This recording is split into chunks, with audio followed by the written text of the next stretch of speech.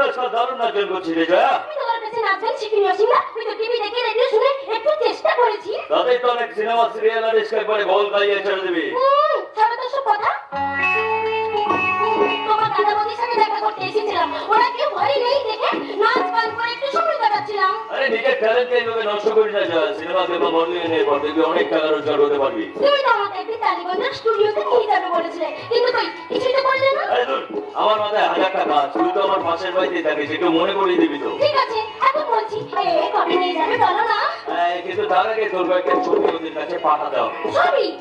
আমার কাছে কোনো ছবি টবি নেই গো, তুলিও নি কোনোদিন। আরে নো প্রবলেম, নো প্রবলেম। আমি আমার এই ফোন থেকে তোর একটা ছবি তুলে দিচ্ছি, তুই তো ওইদিকে গিয়ে সুন্দর করে পোজ দিয়ে দাঁড়া। মানে এমন করে দাঁড়াও?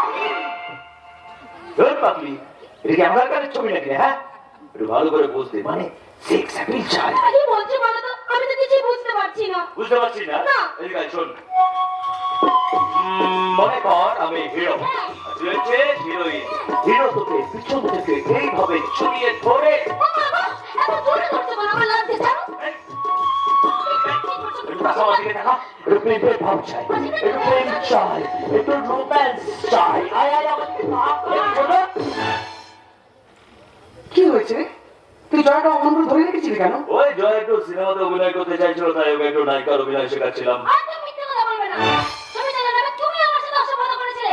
না না বলে আসো, বড়টাকে আমি সব কথা বলে দেবো। ওই জয়, তুই কি ভেবেছিস আমি বর্তার কথা শুনে দূরে গর্তে ঢুকে যাবো? ছি ছি ছোটা ছি। জয় আমাদের প্রতিবেশী, বাইরের মানুষ, ওর সামনে নিজে বড়টার অসম্মান করে কথা বলিস না। Shut up! ছোট ছোট মতো থাকবি, আমাকে একদম জ্ঞান দেওয়ার চেষ্টা করবি না। মনে রাখিস, আমি তোর মতো একটা ওই অশিক্ষিত ট্যাক্সি ড্রাইভার নই। আমি MBA পাস করে এসে বসে আছি। ছোটা, কোটি টাকার হীরের মুকুট মাথায় নিও না। মানুষকে একটা 10 টাকার সস্তা আয়নার সামনে দাঁড়াতে হয়, না হলে না সে হীরের জৌলসটা বোঝা যায় না। মনে কর না আমি সে সস্তা 10 টাকার আয়না, তা আমার সামনে নিজের সময়টা নষ্ট করবি কেন রে? অসীমটা যাই বলুক, আমি বড়টাকে বলবোই, বড়টাই বিয়ে করবে। কি করবে? কি করবে কি বলতো আমার? আরে দয়া করে এই বাড়িতে পড়ে আছি, কাল সকালে এই বাড়ি থেকে বেরিয়ে গেলে এই অসীম রায় গোটা কলকাতা শহরে গাড়ি চড়ে ঘুরবে। তখন ওই বর্দার মতো বস্তির লোকেরা সবাই আমাকে দেখে সালাম করবে, বিকজ আই এম অসীম রায়। এই ছোটা না ছোটখানি মাথা মোটা, তুই ওর কথা কিছু মনে করিস না। আর শোন না, বড়টা তুই কথা বলিস না জানো? কেন বলবো না? 100 বার বলবো। ওই শয়তানটার একটা শাস্তি হওয়া উচিত। বড়টা কানে গেলে আমাকে ভীষণ বকাবকি করবে। শোন না, আমি ছোটটা হয়ে তোর কাছে হাত জোর করে ক্ষমা চেয়ে নিচ্ছি। এই, যে তোকে কথায় কথায় অপমান করে, তাহলে তুই কেন ক্ষমা চাইবি? কেন তাকে শাস্তি দিবি না? কাকে শাস্তি দেবো রে? কাকে শাস্তি দেবো? হাতে আমার ওটা আমার মায়ের পেটের ভাই। মা বাবা মারা যাওয়ার পর বড়টা কত কষ্ট করে আমাদের দুই ভাইকে মানুষ করেছে। এই সোনার সংসার এতটুকু চির ধরলে সেটা যে আমার বুকটাকে ভেঙে চুরমার করে দেবে রে। এই, তুই কেমন ছেলে রে? কোনো মান অপমানের বোধটুকু নেই? যে বোধ বিভেদ সৃষ্টি করে আমি সেটা নিয়ে একদম ভাবতে চাই না। জয়া, এই জয়া, এই জয়া, এই জয়া, এই টাকা পয়সা বাড়ি গাড়ি চেয়ে বড় কি হলো জানিস? পরিবারের মুখের হাসি। আর আমি সবাইকে ভালোবেসে সে হাসিটাকে চিরকাল বজায় রাখবো।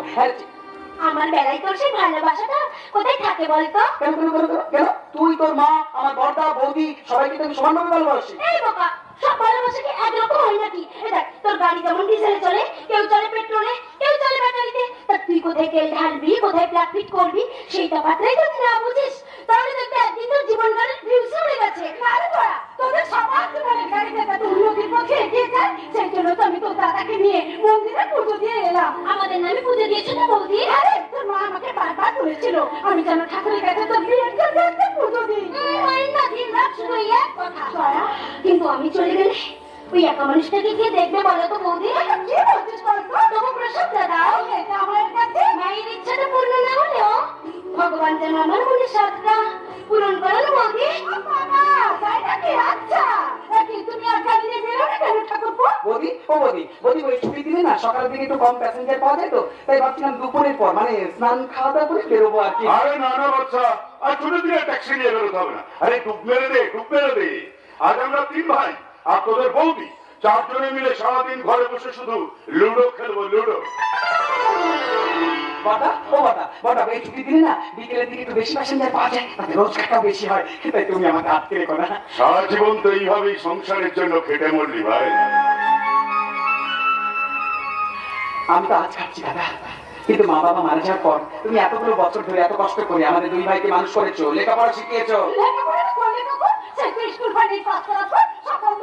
কি করবো বলো তো বৌদি? আমার না লেখাপড়া একদম মন বসতে চাইতো না। হ্যাঁ দাদা, সত্যি বলছি, আমার না লেখাপড়া একদম মন বসতো না, ভালোই লাগতো না, তুমি চাই। মিথ্যা কথা বলিস না। আমি মিউনিসিপ্যালিটি সামান্য চাকরি করে তোদের দুই ভাইয়ের পড়াশোনার খরচ চালাতে পারছিলাম না। আমি যাতে অসীমকে MBA-টা পড়াতে পারি সে কথা ভেবে তুই পড়াশোনা বন্ধ করে দিয়ে ট্যাক্সি চালাতে শুরু করলি। একমাত্র অসীমের জন্য, ওকে জীবনে প্রতিষ্ঠিত করার জন্য বাচ্চা লেখাপড়া ছেড়ে দিয়ে নিজের ভবিষ্যতের সুখকে জলাঞ্জলি দিয়েছে। সুখ, এই জীবনে সুখের চাবিকাঠি হলো টাকা। যে টাকা দিয়ে মানুষের পরিচয় তৈরি হয়। ছোটা, ও ছোটা, ছোটারে, তুই যেদিন থেকে MBA পাস করেছিস না, সেদিন থেকে সব কিছু ভুলে গিয়ে তুই না শুধু টাকার স্বপ্ন দেখছিস, টাকা। শুধু স্বপ্ন নয়, আজ আমি একটা মোটা টাকা রোজগারের সুযোগ করে নিয়ে বর্দার কাছে এসেছি। মোটা টাকা রোজগারের সুযোগ করে? হ্যাঁ, আমার এক বন্ধু ওই হাটখোলার মোড়ে একটা গোডাউন খুলতে চাই। মিউনিসিপ্যালিটিতে ট্রেড লাইসেন্সের জন্য অ্যাপ্লাই করেছি, কিন্তু এই ফাইলটা কিছুতেই পাস হচ্ছে না। ও বর্দা, এই তুমি একটু দেখো তো। হ্যাঁ, দেখো।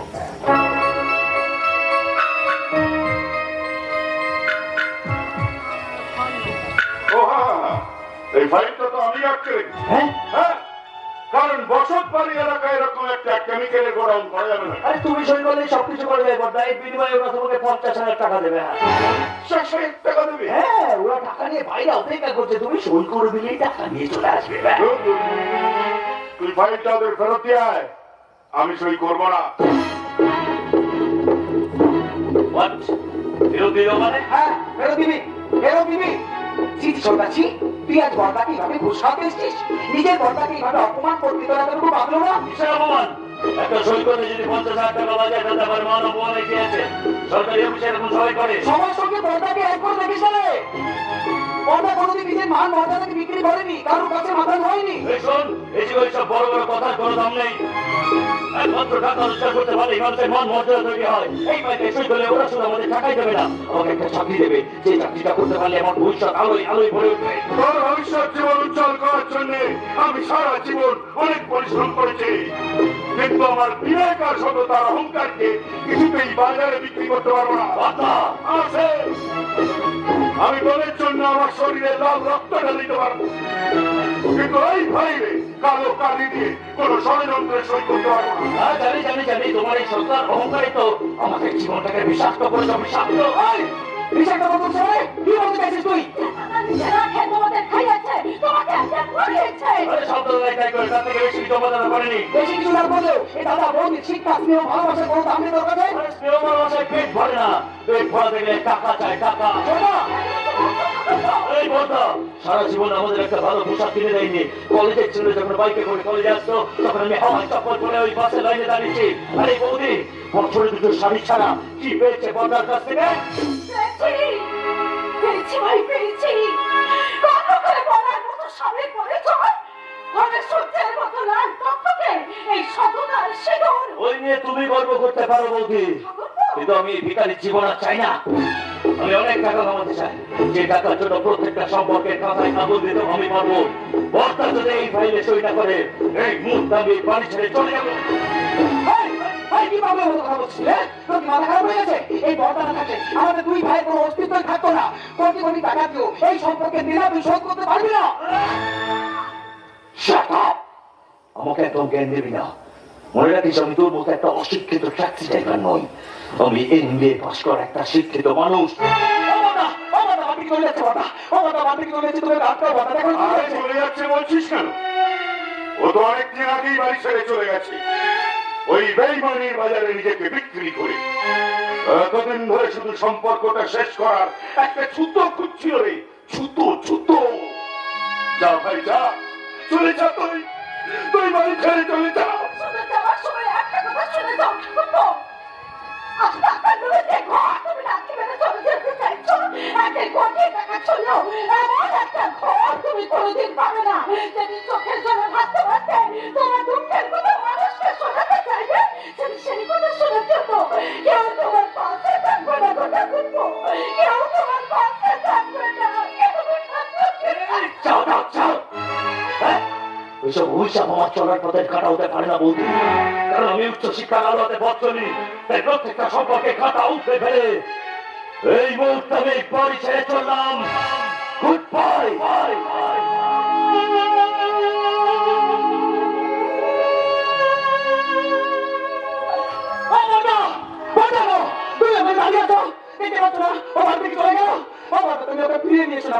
তুমি বললে ফিরে আসবে আমার দাদা পেলাম না, ওই চলে গেল বাড়ি চলে। ফিরবে না। অসীম দুর্যাসের লাগাম হাতে নিয়ে সর্বনাশের ঘোড়ায় চেপে ধ্বংসের পথে ছুটে চলেছে। সময়ের মাল খেয়ে যেদিন মুখ থুবড়ে পড়বে সেদিন হয়তো চৈতন্য ফিরবে।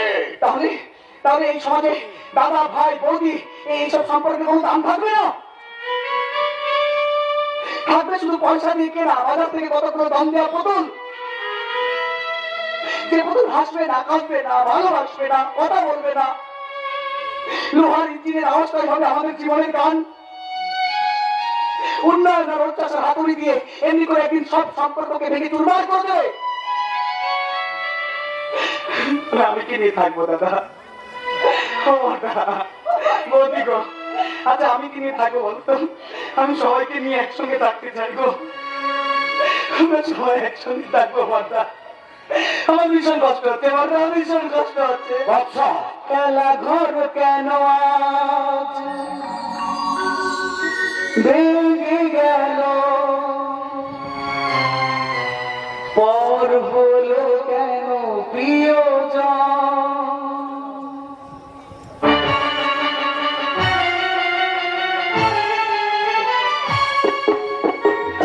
খেলা ঘর কেন আজ ভেঙে গেল, পর হলো প্রিয়জন।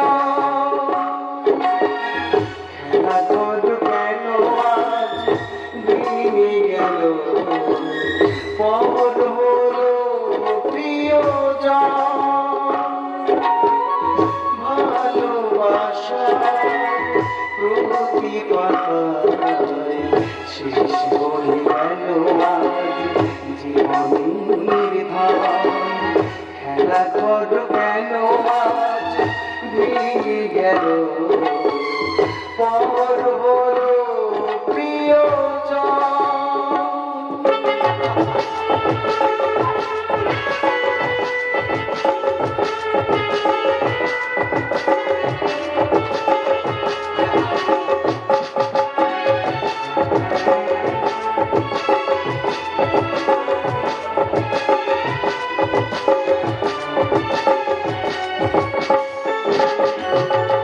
ভালোবাসা নিয়ে শুধু বাঁচবে যায়, এছাড়াই জীবনে কিছু জানা নাই।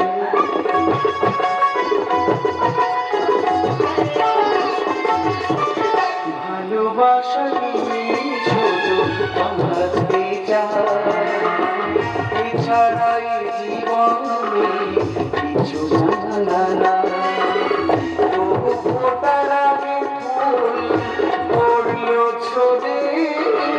ভালোবাসার বিসর্জন,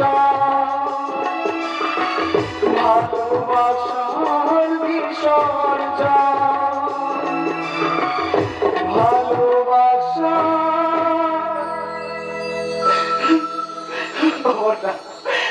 তুমি বেরিয়ে নিয়েছো না চোরটাকে, আমরা সবাই একসাথে থাকবো, একসঙ্গে থাকবো গো।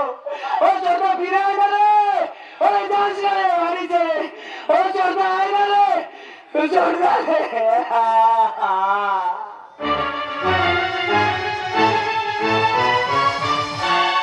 আশ্চর্য, আমি কত বস্তিতে বস্তিতে কাজ করেছি, কিন্তু আজই বাংলা বাজার বস্তিটা কেন আমার এত কাছে লাগছে, কেন বারবার সেখানেই ফিরে যেতে ইচ্ছা করছে। তোর সব প্রশ্নের উত্তর একমাত্র আমি দিতে পারি। তুমি তুমি কি করে আমার মনের কথা জানবে পিসি? কদিন ধরে দেখছি তোর খাওয়া দায় মন নেই, আপন করে হাসছিস, বিড়বিড় করে বকছিস, আবার গুড় গুড় করে গান ঢোকাইছিস, অর্থাৎ সব লক্ষণ মিলে যাচ্ছে। তাহলে কিসের লক্ষণ মিলে যাচ্ছে সেটাও বলে ফেলো ফটাফট। আমার মন বলছে তুই কোনো ডাক্তার ছাড়া প্রেমে পড়েছিস। বরাবর তুম করে কেউ করে প্রেমে পড়তে পারে? প্রথমে বন্ধুত্ব হয়, তারপরে সেই বন্ধুত্ব আস্তে আস্তে ভালোবাসায় বদলে যায়। ওরে ওসব তো আমাদের সময় হতো, কারণ তখন মানুষের হাতে প্রচুর সময় ছিল। আজকাল এই মোবাইলের যুগে প্রেম ভালোবাসা হচ্ছে ভাদ্র মাসের তাল। দরবাস করে বাংলা করলো অমনি খেলা শুরু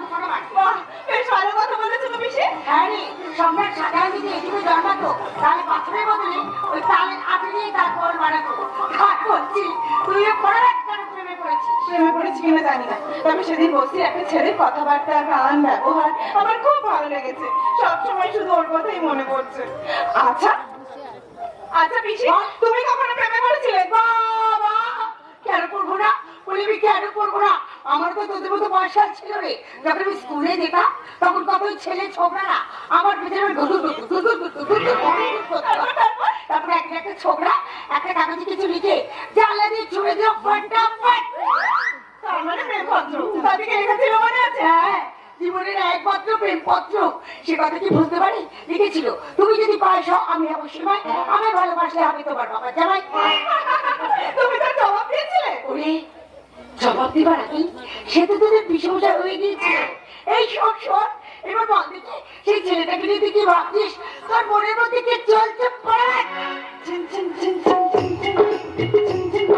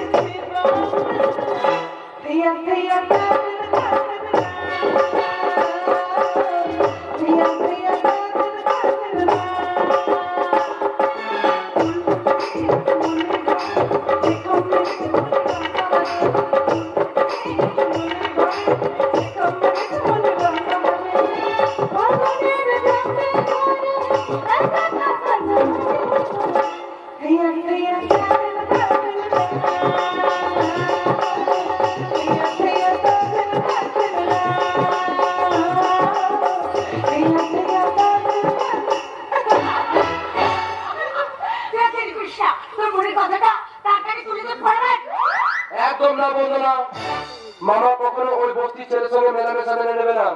আমি বলছি খুবই নই রে, নিজের ভালো মন্দ বোঝার বয়সটা আমার হয়েছে, ওইসব নিয়ে তুই একদম ভাবিস না।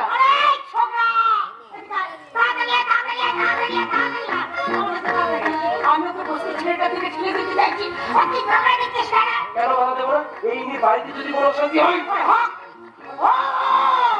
অশান্তি হোক, টাকা দিতে নিয়ে গিয়ে ওই মেয়েটাকে পেট্রো ঠান্ডা করে, তাহলে তো তুই সব সম্পত্তি মালিক হয়ে যাবি। তুই কত যে বাড়িতে খাচ্ছ খাচ্ছ সেই সংসারে আগুন দিতে যাও, যাও যাও এখানে যাও। যাচ্ছি। এই জন্যে আমি কোনো কথার মধ্যে থাকি না। আমি গিরিবালা, মুখে করতে যে তালা, তাই মুখ বন্ধ করে এখান থেকে চলে যাচ্ছি। আচ্ছা তুই কি সত্যি সত্যি কোনো ছেলের সঙ্গে কোনো সম্পর্কে জড়িয়ে পড়েছিস নাকি? না রে, তবে সেদিন বস্তির একটা ছেলের সঙ্গে আলাপ হলো। সামান্য ট্যাক্সি ড্রাইভার, কিন্তু জীবন, সমাজ, রাজনীতি নিয়ে এত গভীর জ্ঞান। যতই জ্ঞান থাক, তোদের এই সমাজটা কখনো ওদের আপন করে কাছে টানতে পারবে না। কেন পারবে না বলতো? আমরা সবাই তো মানুষ। তাহলে আমাদের এই বড় লোকের সমাজটা এত স্বার্থপর কেন? দেখ, চোখের সামনে একটা কাঁচ রাখলে তার ভেতর দিয়ে সব কিছু দেখা যায়, কিন্তু কিন্তু সেই কাঁচের পেছনে একটু চাঁদির জল লাগালে সেটা হয়ে যায় আয়না, আর তখন নিজের মুখ ছাড়া কিছুই দেখা যায় না। বাহ, ভারী সুন্দর কথা বলেছিস তোকে। আমি তো ভালোর জন্যই বলছি। এই মামা যতই ভালো মানুষ হোক, পরিবার বড় লোকের তফাৎটা কোনোদিন অস্বীকার করেনি, আর করবেও না কোনোদিন। তার কারণ গরিব আর বড় লোক এই দুটো সম্প্রদায় তেল আর জলের মতো, এদেরকে কেউ কোনোদিন মেলাতে পারেনি আর পারবেও না কোনোদিন। ডাক্তার কাকা, বাবাকে কেমন দেখলেন? ও ভালো, প্রেসার নরমাল, কোনো সমস্যা নেই, একদম ঠিক। সেটা আমিও জানি। তবে ওই সকালে সেই জানা কথাগুলো বলে মোটা টাকা কামিয়ে নিচ্ছ। কি করবো বলো? গরিবের ঘর ঘোরা রোগ হয় না, আর কথায় কথায় ডাক্তার করে ডাকে না, কিন্তু তোমাদের মতো বড় লোকেরা একবার ভয় উঠলেও ডাক্তার ডাক্তার একেবারে পাগল হয়ে উঠলো, আর আমরাও ভয় দেখিয়ে 2 পয়সা কামিয়ে নিই। আজ তোমাকে আরো একটা কাজ করতে হবে। কাজ? হ্যাঁ, কাজ। কেশব একটা ছেলেকে নিয়ে আসছে ম্যানেজারের কাজের জন্য, তার ইন্টারভিউর সময় তোমাকেও থাকতে হবে। ওকে। এই, তোমার শরীর ভালো না, এই সময় কেন ইন্টারভিউ এর ঝামেলা গেলে? আরে মামা তো অফিসে যাচ্ছে না, এসব থেকে বলেছি ভদ্রলোককে এখানে নিয়ে আসতে। তাছাড়া তুই আজ আমার পাশে আছিস, গাড়ি বলো, যাও ওদের এখানে পাঠিয়ে দে। ওকে মামা, যদি ভদ্রলোককে পছন্দ হয় তাহলে আজ থেকে জয়েন করতে বলবেন। বন্ধুরা, তোমার এই রিসার্চের কাজ শেষ হতে আর কত দেরি আছে মা? এই তো প্রায় হয়ে এসেছে, তবে এখনো মাসখানেক একটু বস্তিতে বস্তিতে ঘুরতে হবে। তাতে আমার কোনো আপত্তি নেই, কিন্তু যেখানে যাবি গাড়ি নিয়ে যাবি, তাহলে আমার কোনো টেনশন থাকবে না। গাড়ি ছাড়া আমি তোকে বাড়ি থেকে বেরোতে দেবো না। তুমি একা কেন পেয়েছো? ম্যানেজারের কাজের জন্য কাকে যেন আনবে বলেছিলে, সে আসেনি? হ্যাঁ স্যার, আপনাকে বাইরে বসে রেখেছি, আপনার অনুমতি করলেই ভেতরে নিয়ে আসবো। আরে বড় বড় আসতে বলে আমরা তো তার জন্য অপেক্ষা করছি। Okay sir. মিস্টার রায়, আপনি ভেতরে আসুন। মিস্টার রায়, আরে আসুন আসুন, আরে ভেতরে আসুন, ভেতরে আসুন। Sir, mister Roy. Morning everybody. Good morning. Good morning madam. Morning, আমি বন্দনা, ইনি আমার বাবা গৌতম সরকার, এই কোম্পানির মালিক, আর উনি ডক্টর জীবন গুহ। আমি আপনার মধ্যে একজন কম বয়সী ছেলের খোঁজ করছিলাম। কি নাম আপনার? অসীম রায়। আপনি আমাকে আপনি আপনি করে বলবেন না, আমি আপনার ছেলের মতো। This is my CV. Thank you. বাহ, আপনি তুমি তো এমনিতে খুব ভালো রেজাল্ট করেছো দেখছি। দেখো রমনা, সবই আপনাদের আশীর্বাদে স্যার। তোমার বাড়িতে কি কি আছে? আই নেন তোমার ফ্যামিলি? কেউ নেই, ছোটবেলা থেকেই আমি একা। ছেলেবেলায় মা বাবা মারা গেছেন, আমি ছিলাম তাদের একমাত্র সন্তান। আমার ভাই বোনও কেউ নেই, বিয়ে থাও করিনি, অনেক কষ্ট করে টিউশনি করে লেখাপড়াটাকে চালিয়ে। হ্যাঁ স্যার, ও খুব মেধাবী আর পরিশ্রমী ছেলে, আমি ওকে সেই ছোটবেলা থেকে চিনি। আচ্ছা, এই যে দেশ জুড়ে ঘুষ আর দুর্নীতির খবর পেপারে দেখি, এ ব্যাপারে আপনার কি মতামত? এইটাই তো দেশের উন্নতির সব থেকে বড় খাতা ম্যাডাম। সামান্য কিছু টাকার জন্য ন্যায় নীতিকে বিসর্জন দিয়ে দুর্নীতির পথে হাঁটছে সমাজ, আবার কিছু টাকার জন্য ভাই ভাইয়ের পিঠে ছুরিও বসাচ্ছে। কিন্তু আমার কোম্পানির লাইসেন্স বা পারমিট জোগাড় করার জন্য যদি কোনো সরকারি অফিসারকে ঘুষ দিতে হয়, তখন তুমি কি করবে? মাফ করবেন স্যার, মাফ করবেন। ঘুষ দেওয়ার ঘুষ নেওয়া দুটোকেই আমি সমান অপরাধ বলে মনে করি। আমি নিজের সদরকে গলা টিপে খুন করে মেরে কাউকে ঘুষ দিয়ে কোনো কাজ হাসিল করতে পারবো না। তাতে যদি আমার এই চাকরিটা না হয়, সেটা আমি মাথা পেতে নেব। দুর্নীতি, এই দুর্নীতির সঙ্গে কোনো বিল অপোজ করতে পারবে না বলি ও এখনো ঘরে বেকার হয়ে বসে আছে স্যার। আমাদের এখানে সারাদিন ট্রান্সপোর্টের কাজ হয়, তাই এই চাকরি করতে গেলে আপনাকে কিন্তু আমাদের গেস্ট হাউসেই থাকতে হবে। হ্যাঁ হ্যাঁ হ্যাঁ, সেসব কথা বলি, ওকে আমি এখানে নিয়ে এসেছি, ওর এখানে থাকতে কোনো আপত্তি নেই। হ্যাঁ ম্যাডাম, আমি যদি এখানে এসে থাকি 24 ঘন্টা আপনার সেবা করতে পারবো। না না না, আপনার কোম্পানির সেবা করতে পারবো আর কি। হ্যাঁ গৌতম, এটা লিখেছো? তুমি সেদিন বলছিলে না মেয়ের বিয়ের পর তুমি একদম একা হয়ে যাবে। ছেলেটিকে দেখো, এর বাবা মা ভাই বোন কেউ নেই। কোম্পানির কাজ এ যদি ঠিক ঠিক করতে পারে, তাহলে বন্দনার সঙ্গে বিয়ে দিয়ে একে তুমি ঘর জড়াই করে রাখতে পারবে। এসব কি বলছো তুমি? আরে আমি ঠিকই বলছি। তোমার মেয়ের বিয়ের চিন্তাও দূর হবে, আর তোমার অবর্তমানে কোম্পানিটাকে চালিয়ে নিয়ে যেতে পারবে। মানে সম্পত্তি, মেয়ে, ঘরের জিনিস সব ঘরেই থাকবে। কথাটা তুমি বন্ধ বলো, কিন্তু এখনই কাউকে কিছু বলা দরকার। আরো কিছুদিন দেখেও স্বভাব চরিত কথার কাজের মতো মিল আছে কিনা ওরা কথা বলো। চলো আমরা একটু বাইরে যাই। আচ্ছা, আপনার স্যালারিটা কত টাকা আশা করছেন? আমার কাজ যদি আপনাদের ভালো লাগে, দামটা আপনারাই ঠিক করবেন। বাহ, আপনি তো দেখছি বেশ বুদ্ধিমান। আপনার মতো সুন্দরী মেয়ে সামনে আসলে যে কোনো মানুষই বুদ্ধিমান হয়ে উঠবে ম্যাডাম। কোন মহিলাকে অকারণে সুন্দরী বলাটাও কিন্তু তাকে খুশি করা, অর্থাৎ ঘুষ খাওয়ানোর চেষ্টা। তবুও যেটা সত্যি কথা সেটা তোমাকে বলতে হবে। সত্যি হলো ওটা তেল মারা কথা। ভুলে যাবেন না, আপনি এখানে চাকরির ইন্টারভিউ দিতে এসেছেন, বিয়ের জন্য মেয়ে দেখতে আসেননি। I am sorry madam. You must be sorry. একটা কথা প্রথমেই জেনে রাখুন, এখানে চাকরি করতে হলে আপনাকে কিন্তু মালিকের মেয়ের রূপের খবর না রেখে এই কোম্পানির লাভ ক্ষতির কথাটাই বেশি ভাবতে হবে। ম্যাডাম অত ভেবে চিন্তে আমি কথাটা বলিনি। এবার থেকে ভাবুন, ঘরে বসে বসে ভাবা প্র্যাকটিস করুন। আকাশের চাঁদ দেখে কেউ কবিতা লেখে, কেউ ভাবে গোল গোল আটার রুটির কথা। এই চাকরিটাও আপনার রুটি রুটি, ওই কথাটাই ভাবুন। তোদের ইন্টারভিউ কি শেষ হলো বলো না? Yes, Dad. আমি ওনাকে যা বলার বলে দিয়েছি। Now you decide yourself. আমার এখন কাজ আছে, বেরোতে হবে। Bye bye everybody. Bye. Sir, আমার মনে হয় আগের ম্যানেজারকে যে টাকা মাইনে দিতেন মিস্টার রায়কে সেই টাকা দিয়েই চলবে। No problem. শোনো শোনো, ইউ আর সিলেক্টেড। আরে থাক থাক থাক, আজ থেকে কাজ শুরু করে দাও। কে সব তোমার টাকার ব্যবস্থা করে কাজকর্ম সব গুছিয়ে দেবে। আমাদের একটু বেরোতে হবে, একটা জরুরি মিটিং আছে। এই ছোট একটা চলো চলো চলো চলো। ম্যান, মন দিয়ে কাজ করে যাও, তাহলে আমার তরফ থেকেও তুমি একটা স্পেশাল রিওয়ার্ড পাবে। A beautiful reward. রসিক মানুষ অসীম, তুমি যে এমনিতে এত ভালো রেজাল্ট করেছো সেটা তো জানতাম না। কি বললে? ভালো রেজাল্ট?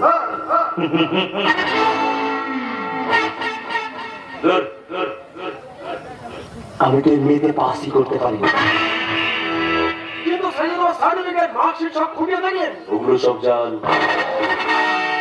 ওই জালি মালগুলোই আমি আমার দাদা বৌদিকে দেখেছিলাম। তাহলে আজ থেকে আমাদের ড্রাগ চালের ব্যাপারটা শুরু করি। প্রত্যেকটা লড়িতে এক